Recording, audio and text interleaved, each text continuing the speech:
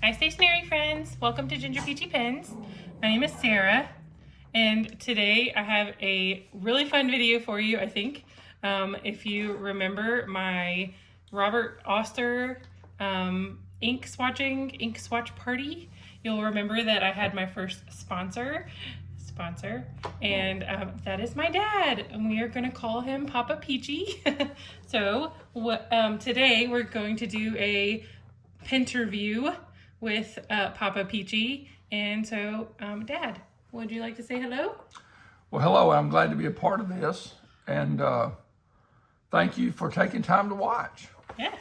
So I told him I'm going to ask him just a couple of questions, just kind of get to know him, and then I'll ask him to share some of his favorites, some of his best things from his collection. So if you're interested, stay tuned.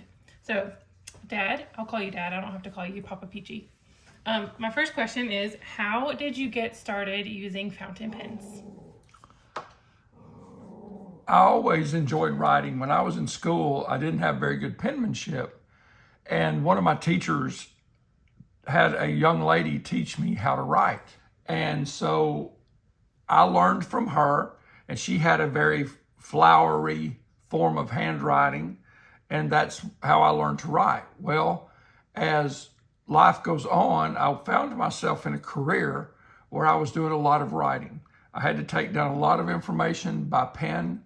I had to be able to read that information and be able to send that information to other people so that they could read it. And so I did a lot of ink writing with ballpoints and pens such as this, the old famous Parker Jotter, and I used those. We, of course, the standard Bic pens.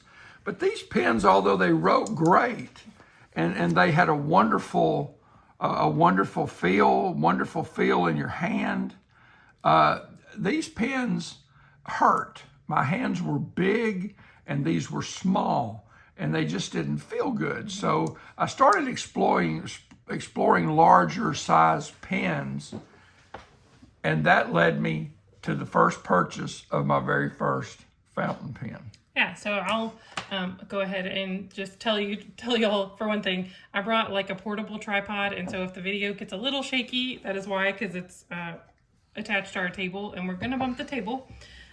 So you were in the car business, I think we can say that, in the 80s and 90s, and so lots and lots of paperwork, handwriting, and so yeah, you had to use pens in your job all day, every day, and that was a essential part of your daily use. So how do you use pens in your day-to-day life? How do you use stationery, pens, all the things that you enjoy in your day-to-day life? Even back then, I had, Sarah, a nice office with a nice desk and desk sets and things like that. And the old standard cross pen sets that everybody had just didn't fit the bill. The pens were oftentimes either long stemmed or they only went into the holder itself. And so I decided I would allow customers to use inexpensive Bics or Papermate throwaway pens, if you will. But on my desk, because I did so much writing, I acquired a Mont Blanc 149. And I bought the matching stand. Now, back then, these retailed for somewhere in the neighborhood of $350. And I bought the stand and the pen at the same time so that I could bring this stand into my office and leave a Mont Blanc fountain pen on my desk all the time. And to this day, even in the profession I'm in now, I have a private office. This still sits on my desk some 30 years later. And I've enjoyed it. I use it often. Now, my fountain pen usage today, and I'll just show you, this is a Mont Blanc Diplomat, and was my first pen. I have loved this pen so much, I actually have given it away as a gift to others who have admired it. But now they have become so expensive that it's no longer a normal, giftable, accessible item. Right. I think they sell for over $1,000 now. And the stand, if you can find it, is in excess of $1,000. Yeah, I think this is really cool. This is something, I mean, everybody pretty much in the pen community has seen a form of a Mont Blanc Black 149 or 146, you know, but the stand, I think, is what's so cool because it has it just has a cap attached to it. I mean, that is so neat to me that it's just a cap right there. And so you just screw your pen right into the stand. And what do you do with your cap? You just My leave your cap just stays like this. And of course, these are so old. These are so many years old that I'm still using my original 149 pen. And that 149, as you see, still writes absolutely beautifully. And as I have I left it posted on my desk. This seals really well. I was out of the office for almost a year at one point in time with some health issues. And when I went back, I said, I bet this is going to be so dried out, I can't use it. And I picked it up and it wrote absolutely beautifully. Now, yes, I did clean it and refilled it with ink, but I use it often. And I now use my fountain pen, Sarah, to go back to the actual question you asked. Yeah, how do you use them? As I use them today when I do greeting cards and when I write people a letter, if there's anything that I can handwrite, I will use a fountain pen for it. I use it for even taking notes in meetings. Yeah. I'll use a fountain pen. I have an iPad with an Apple Pencil, and I still prefer handwritten notes For sure. and my fountain pens. Well, and he has other pens other than this one that he uses day to day too, because like you said, that one stays on his desk at work. But I'll just go ahead and tell you that I think probably both me being a product of teachers, my mom and my grandmother being teachers, but it helped me to love stationery items and craft supplies and stuff.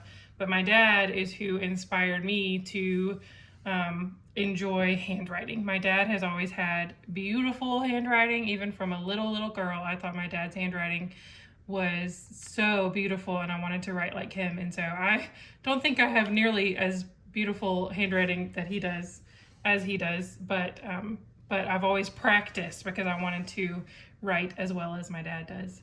So maybe he'll write for us in a minute. Okay, my next question is, do you consider yourself a collector, a pen collector, or a user? You know, years ago, I considered myself a user and a collector. Sure. And now I am a user. I no longer acquire pens just to be able to say I had them. I don't turn in circles where those discussions would ever come up very often anymore. So I really don't see the need to be a collector, so to speak. I don't go to pen addict classes or seminars or things like that anymore, or pen gatherings. I don't do any of that. In fact, the only one I ever went to, I went with Ginger Peachy to one Pelican that Pelican Hub. I went to one of those, and it was fun. I thought it was interesting to kind of geek out on pens, if you will. But over the years, when I was originally beginning, everything had to be Mont Blanc. Mont Blanc was my brand, and I acquired Mont Blanc pens. The original small 126. I was just telling Sarah that I don't even have a 126 ballpoint anymore. So if any of you would like to buy me one and mail it to me, you're more than welcome to. We will certainly get you that information. Leave that in the comments below. But I don't actually have an original 126 ballpoint anymore. This is a very unique instrument because you don't see it very often, but this is a 126 pencil. And as you can see, you have to turn it this way. You turn it Click clockwise, it, click, and it clicks, and the ink, the lead comes out. And to close it, you just simply push it back in with your finger. But I always found that when I had to do things in pencil, that this was a very fun instrument to use because it looked so much like a dress pen. And of course, wearing suits and having nice shirts and ties on, having a attractive pen set in your pocket makes a huge difference. Yeah. It makes a statement that is not stated. No one cares, no one notices, but for the one or two people in the room that you may desire or need to make a good impression on, they notice the little details. Yeah. And so a nice pen set in your pocket, especially if you're a professional, can really make a lasting impression on someone that you care about detail. Yeah. I don't even like calling these pens oftentimes. I call them writing instruments because they are. They are writing instruments, not just a pen. Yeah, there's something special for sure. In the profession that you're in now, you're not so much needing to sort of appear as professional and I don't know what the word is because you are a professional, but Successful, right, whatever. yeah. I don't need so to. I it's not don't something that need you that. strive for, but certainly back in the car business days, that was important. You know, you needed to look like the guy who knew what he was talking about, right? Right. Well, like I said, Mont Blanc was my brand, and because I liked the heftiness and the thickness, of course, of the Diplomat, and really like it. You can see that in Sarah's hand how big it is. They know my name is Sarah. okay, and say my name is you Sarah. just saw how big that is in her hand. I began acquiring the Legrand series, or Legrande, however you choose to pronounce Up it. a little bit more. But the Legrand series, I bought. This is a Legrand ballpoint. Is this the And, same and it's size? it's very similar. It's not little bit exactly smaller. it's a little, as you can see, it's a little bit more hefty. The 149 is a little bit larger, Yeah. but the Legrand is nowhere near as small as the original Mont Blanc Yeah, you can see ballpoint from and the pencil cap were. size, the 3 different sizes. So you can see there just in cap the 3 different sizes. So Mm-hmm. that's a really good shot right there, actually. But I did enjoy writing with this ballpoint and did use it often as I wrote and would communicate, via ink, if you will. And then I wanted to even go a step or two farther. And with popularity came out the rollerball. And everybody had to have a rollerball pen. And so the rollerball wrote much blacker. The ink was a little darker, more along the lines of a fountain pen. And this is a fine point, so it's not going to write quite as dark, but you can see It's kind of blue ink. that this ink has been in this pen for probably 5 years. And it still writes really, really well. You can see that even the fine point, it still has a nice color to it. Yeah. The refills are actually affordable. Mont Blanc refills are not expensive at all. In fact, I debated whether to refill these with new refills before we began this video, and I decided it probably wasn't a wise investment.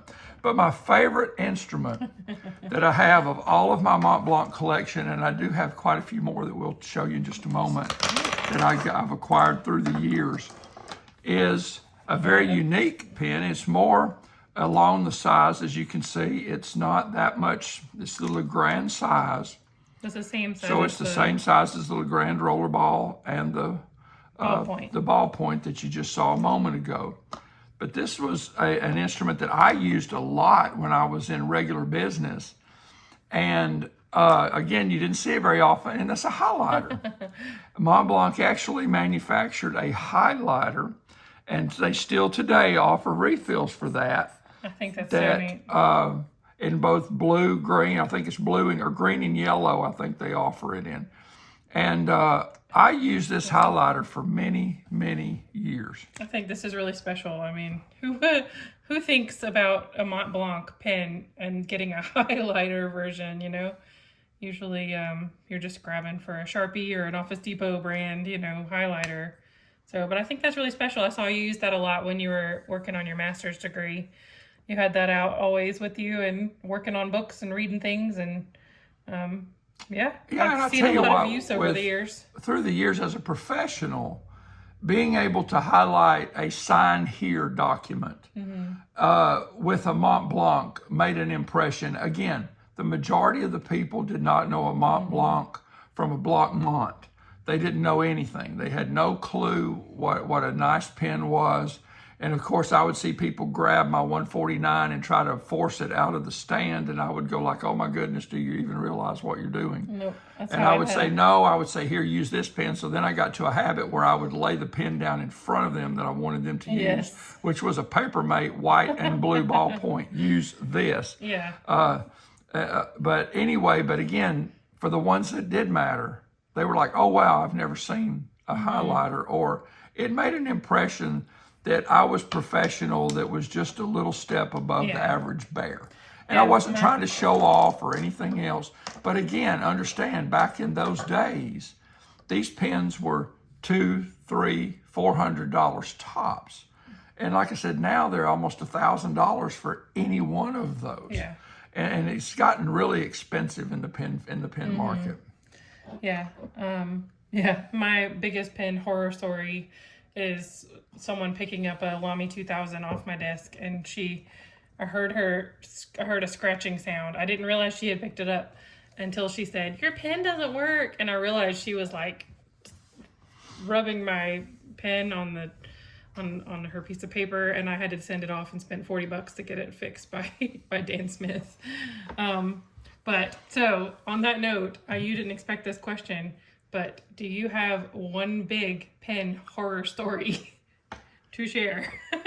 Yes, and it happened just that way. Someone took a ballpoint pen from my desk, and it wasn't my 149, thank goodness, because it does post by screwing in. So they actually have to pull it, which you can see this is loose. That comes from people trying to force it out of the stand.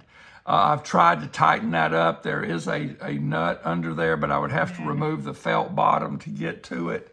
So I just left it, since it's only for my use in the office anyway. But yes, and they picked up another fountain pen, and they bore down so hard they bent the nib on the fountain pen.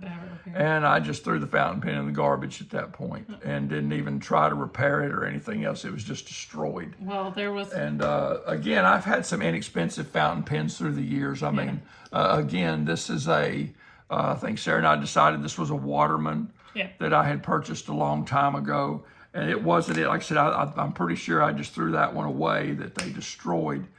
But I've got some pilots that I've acquired through the years that I used as every day. I actually carried these in my shirt pocket on a daily basis, the pilots. The Metropolitans.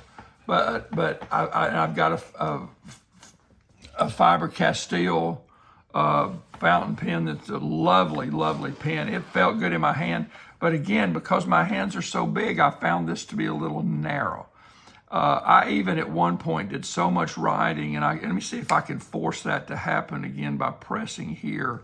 But my finger actually had an indentation in it because of how much I wrote. And my finger would be dented right here. And it was a permanent dent that never went away because of, see, it's still there. And because, again, I use these narrow pens. And so I really like the other ones. But once a person had enough of daily use like Mont Blancs, then I began to collect. As I said, I tried to be a collector, Sarah. And my very first set of collection pens was a pair of silver. And these are tarnished. They need to be resent to Mont Blanc and refurbished. I've had my name engraved on them. But this is the barley set of the silver. And like I said, there's the fountain pen. And I also have the matching ballpoint. And these are shiny silver. When they're shined up, they're almost white. They're so beautiful. And I enjoyed writing with these. I wore these when I wore my expensive suits or my more expensive neckties, or when I was going to a function where there were other corporate leaders there, and I would use these silver ones. And again, they look so nice, sticking out of the top of a pocket. And then after I bought the silver, I later went and bought the gold tone or the gold barley set with my name engraved upon it. Now I've dented them. Like I said, they've been repaired. I've dented them and had them repaired. They're used, but you use them. But I use them every single day. And like I said, they're just beautiful, beautiful writing instruments. But see, again, this is the smaller 126 size. And so it wasn't as comfortable as some of the others. The last set I bought a set of the Voltaire, which was some of the limited editions.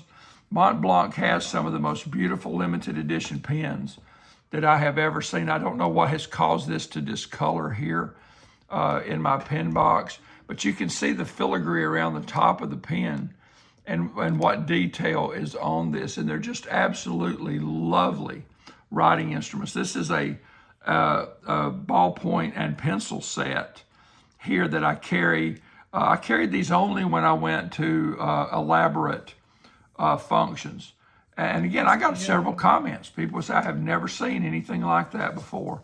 Now this set, 30 years ago, maybe 35 years ago, I'm not sure what year it came out, I want to say I paid $1,150 per my goodness. unit. I think they were each $1,150 or $1,200 back then per pen. Mm-hmm. They weren't sold as a set. They were all sold individually, individually boxed, and were just absolutely beautiful, beautiful writing instruments. And I've enjoyed using those and showing those off for so many years. Something you really treasure, probably because it's not the kind of money you would ever spend right now on a pen, would it? Oh no, in fact, I've even debated selling them because the profession I'm in, sometimes money is a little tighter when you choose not to chase after the money all the time and choose a different career that's more giving than it is taking. And so I've even debated selling those through the years. So if you want to make me a $3,000 or $4,000 or $5,000 offer, I will entertain it. I'm not sure I'll take it, but I'll entertain it. Do you want to share anything else that's a favorite? Well, my everyday pens. Sarah asked about everyday pens. You know, to me, one of the best values in all of fountain pen kingdom, if you will, is the Lamy. Yep. It's just an everyday go-to quality writing instrument. Yeah, it's an AL. And like I said again, star. And again, this is a fine point, and it just writes so well. As you can see, I keep it charged because I do use it. And to me, it's just a workhorse. Yeah. You really almost can't tear this pen up. No. It does such a good job. It cleans well. If ink dries out in it, it's easy to clean and to recharge. Is it comfortable? Is the grip Absolutely comfortable for you? Absolutely. I love the grooves that are on the grip for your fingers. You hold it how they want so you I to. hold it more gentle to write with it, even with just two fingers. So you don't have to put the pressure that we used to have to put on a pen in order to write. The grooves in it, the tripod section is uncomfortable for me. And like I said, it's not cleaned. I apologize for my pens being dirty and unpresentable. No, you use them. But I use them. And, Sarah turned me on several years ago to these Retro 51s. This is my favorite one. I am a Star Trek fan and a sci-fi guy, and I really enjoy this. I am a Star Trek fan, not so much a Star Wars fan. I like Star Wars, but I am a Star Trek fanatic. I have a full collection of Star Trek paraphernalia and memorabilia that I've collected through the years, so I do collect that. But I really love this Retro 51. Do you remember what it's called? I don't. Tuesday. It's called Tuesday. It's called Tuesday, and there was some meaning behind that I can't remember off the top of my head right now. It was when some of the folks from Retro 51 retired. This was their send-off, and you could see him with his initial and then a lady there. Anyway, two people there that are going up into the UFO, and then the dog. And that's Retro 51 related. You could go read about it. But I love this. I love all the little office supplies all around it. And I actually had this one as well. And I think I sold mine just because it wasn't, it's so cute, but it's not one that I reach for all the time. So I'll let it go. But I love that you still have it. So I never did the connection, but again, it's my Star Trek fandom that caused me to even buy this, and I just love the green alien on the end of it. I thought that was just fantastic. That's super cool. But that sent me to my next purchase, and I bought the Retro 51 when this came out. It was a limited edition. And so I bought it right on the front end of its release. As a matter of fact, I think I bought the week it came out. And it's the NASA Enterprise. The Enterprise, obviously, for the Starship Enterprise on Star Trek. But the Enterprise Space Shuttle. And when it came out, I just really fell in love with this and said, I have got to buy the space shuttle that says Enterprise. I have got to buy that pen. As you can see, they come with a refill in it that is already a medium. It seems to be a medium writing size. It's a 0.7. And it's just so dark. And see, that's the thing with my inks. For me, when I use an ink, I want it to be intentional. I want it to be something that when I write it, it's written. I don't want people to have to look at it and say, oh, well, I can't make that out, or I can't see that. And again, I guess that goes all the way back subconsciously to people not being able to read my left-handed writing, and so I was taught by a girl how to write. Oh, look, let's see what's on the top. A little shooting star. See that? I love the black hardware on this one. I think that's really special. That's kind of, I mean, Retro 51 has a few pens, I think, with the black hardware, but I think it's just kind of different. I like that. And you keep this one put away, and it's plastic and it's packaging, huh? Well, I don't use it. And so since I don't use it very often, now if I ever start carrying it, it's no big deal. I believe that, things, and let me say this to all of Sarah's subscribers, is that, it's one thing to collect things and not ever use them if you've got a reason to keep it super nice or whatever. But you know what, guys? Life is short. I have a lot, as an older man, I have a lot of my friends who have already passed away. In fact, I was told about 3 of my college classmates. I had lunch today with one of my old college classmates, and he was telling me, did you know that Jonathan passed away? Did you know that this person passed away? And I'm thinking, life is so short. And we buy these tools and these writing instruments, use them. Use them, enjoy them. Use them to enjoy them and have fun with them, and let people comment on them as you use them. Well, and what a more special thing even to give your children is something that you used and enjoyed, rather than, oh, my dad had this and he kept it in a case and never touched it for all of these years, which might mean it's worth more money. But is that what makes it special, is the money, or is it the sentimentality? Absolutely. Some of the most treasured heirlooms are journals. Are journals and, of course, Bibles and books that people used and they wrote notes in. And they had their personal information. And, your writing instruments are the same way. Your children can look back and say, this was a pen that my mom touched almost every day. This was a fountain pen that my dad carried in his pocket. And in fact, I can still smell his cigar smoke on this fountain pen, or whatever would remind you of your parents.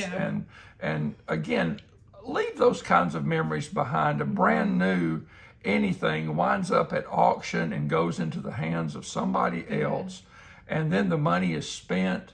And oftentimes, if it's not worth thousands and thousands of dollars, the money is spent on clothes or food or meals or new tires for the car, and it's just forgotten. So make it special and use it. And that's one thing I've really tried to do. One thing that I wish I had, that a family heirloom that we could never find, but my mom, your wife, I'm telling them, my mom's dad was a pastor, and he had a fountain pen that our family said he used to write so many of his sermons that lived on his desk. And a few years ago, after I got into fountain pens, I asked my grandmother if she had it, and she said, I have no idea what happened to that. And I looked all through her desk and everything and never came across it. Nobody knows. But I sometimes just wonder, what was it? What kind of pen was it? And that's one treasure that I wish that I had, because that would have been really special. Okay, what about a few of your favorite inks? Do you want to show those? Yes, and that will give me a chance also to introduce my favorite daily user, and that is my dip pen. My glass dip pen. Didn't you buy this at Papier Plume in New Orleans? I bought this at Papier Plume. Shout out to them in New Orleans. And when I bought this from Papier Plume, they told me, said, if you ever break it, just give us a call, send it back, and we'll replace it at no charge. Nice. And I thought, you know what? That wasn't a very expensive purchase. And in fact, they've come down substantially in price. The dip pens have that are in glass. And when you can buy 6 or 12 of these from Amazon for $20, why not? Why not do that and enjoy it? Yeah. And my favorite ink, I say my favorite ink. If it's not my favorite ink, I don't buy it. I don't buy inks to try out. I wait and see what Ginger Peachy has in her plethora of inks, and then I use them. But sitting on my desk is one of my favorites, and it's a Mont Blanc navy blue. It's Mont Blanc navy blue, and it's called JFK. They made an edition that supposedly this was the exact color of ink that John F. Kennedy had sitting on his desk. All right, moving along. But anyway, this is the John F. Kennedy color that, like I said, supposedly he used on a daily basis and sat on his desk that he signed documents with. And so I bought several bottles of this when it came out because I knew it would be short-lived. Yeah. And, but with the,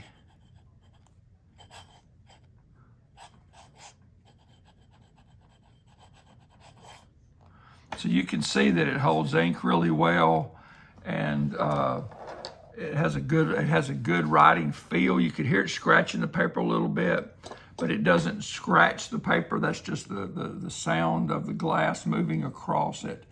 And again, to show you the. Yeah, we've used a lot of us have used glass. I just love glass That's a really pens. nice one. But that's one of my favorite colors. As you see, it almost has a black tone here, but yet it is a more dark blue. Navy. So I really love the John F. Kennedy navy blue. What else you got?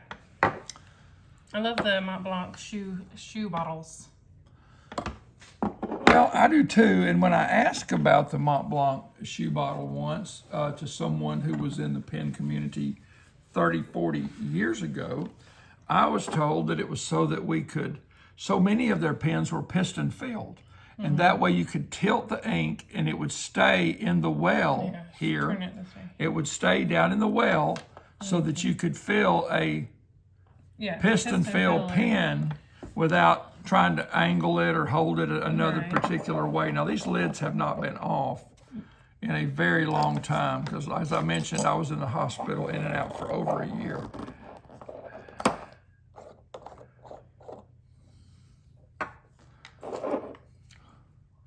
It says it's royal blue. Mont Blanc royal blue.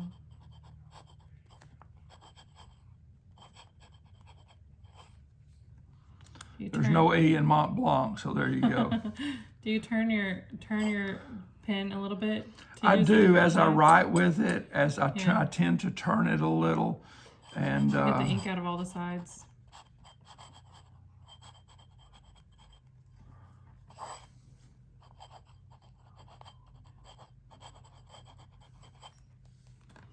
Beautiful. The flourishes come naturally to Dad. Who taught you how to write lovely? Or who inspired you? How did you learn? How did you learn to have beautiful handwriting? I practice myself. I would see calligraphy and see work that other people were doing that was artistic, and I desired to do that for myself. Sure. Let's see, what else do you have here? He has Diamine Pumpkin. This is a Diamine Red Dragon. I just saw Maria Rosso talk about this ink on her video, on her Rainbow of Inks video. This one has no sticker on it, but it is another Diamine ink. Let's see. It's a green. It's a dark green, so mystery. If you know what this is. If you know what green this is, let us know. Put that down in the comments and see if we can guess what green that was. Yeah. I would imagine I can go back on my orders from Goulet Pen Company, or go back on my orders. I think it was either Goulet Pen or you didn't order from Penterview? Jet Pens, or I'm not sure where I ordered this. Gold Spot. I think I ordered it from Gold Spot. So I can probably go back in my orders and find out exactly what it was in my history. You must take your stickers off the lids, because I think they usually put them on the lids. I don't. You don't like how they look on the lid. I don't like the advertisement on the lid. And in fact, if they're on the bottom, it's probably because I took it off the lid and stuck it on the bottom. So Sailor Gentle, probably a blue black. I think that's blue black. Oh yeah, it's got that little plastic insert in the top. Yeah, that's their blue black. I think that might be the Pen Addict's favorite, one of his favorites. He has Lamy Vibrant Pink. And Dad was asking me about this. If you haven't seen this before, these Lamy bottles, they have blotter paper.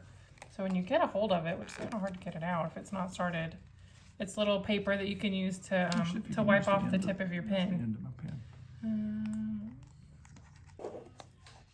Tear off a piece of blotter paper. That's what that is. Does it have a sticky back? No, it was stuck on this one edge. Oh, okay. Just to hold it down. Got it. Just blotting paper. But this is a beautiful color. As a man, I don't have a problem using, I wear pinks and bright colors and fuchsias and turquoise. Okay. But so I don't have a problem, but writing communication, chances are I'm not going to send anybody a note written in this color ink. And again, the blotter paper, I smeared it, but I'm sure there's a way to do it without smearing it. I have never used it before. Sarah may be familiar with it, but I don't know what really they're but I haven't used it unless maybe I don't know what they use it for. But again, if you know what, again, leave your ideas or your answers, your instructions in the comments. Let's see. Can you tell this is my very first YouTube video? Another Mont Blanc, and it says Encre Gris, which means gray, so that's a gray ink. Let's get us a new page. Swatch some of these.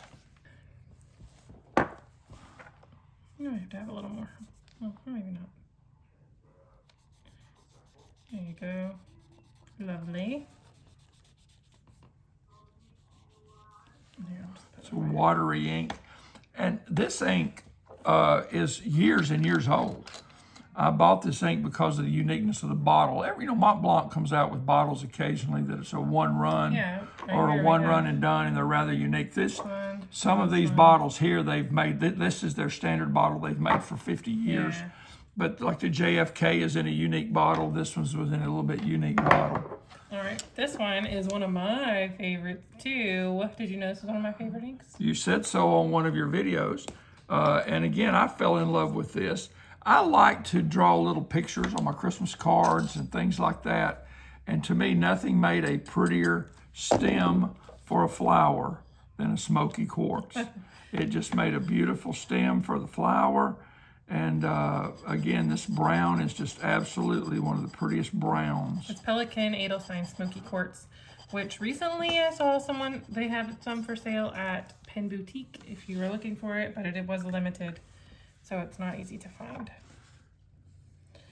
Let's put the lid on that. All right, and then this one I gave you for Christmas a couple of years ago. This is a Diamond Polar Glow. And again, it has a sheen, so it needs to be shaken a little bit. And so we will shake that up. Not a shimmer, but a sheen. You can see that. We can show the edge of this bottle. The edge of that. You can see that red on the edge. Just absolutely beautiful. Just a beautiful, beautiful ink.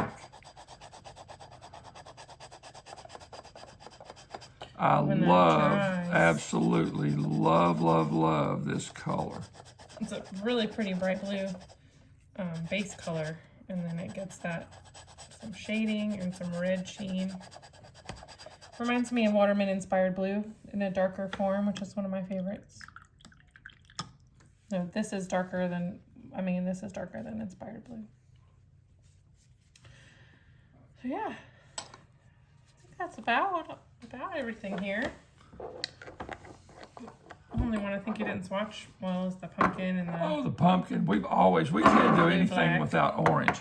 Orange just is absolutely my favorite color in the world. Yeah. I don't write with orange very often because again, it's not a masculine color, so to speak.